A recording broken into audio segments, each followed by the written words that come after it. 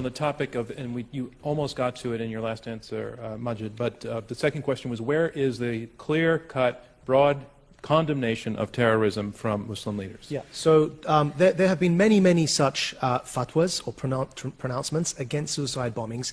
In many cases they're not reported. There does need to be more. However, I'll give you an example of why in some cases there aren't more. Now, recently we at Quilliam publicized a fatwa by Dr. Tahir Qadri against terrorism, a no ifs, no buts condemnation of suicide bombing and terrorism that Douglas, always a pleasure to speak with you on the panel, supported. And was quoted in the press as supporting Dr. Tahir Qadri's fatwa against terrorism.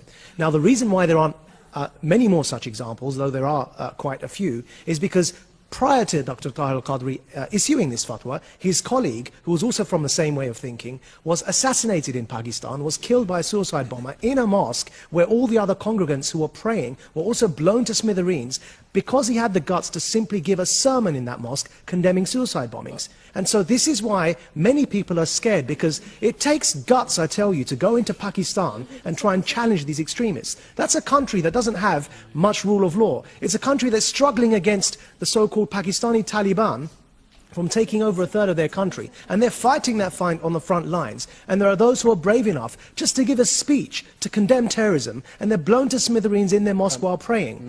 And surely they're religious people. They were praying in a mosque, Douglas. You did support that fatwa, though, didn't you? I did. It's the only time I've ever done a book review of a fatwa. I'm sorry to say this, Sir Majid, you seem to have just proved our point. Yes. Please explain. Is it?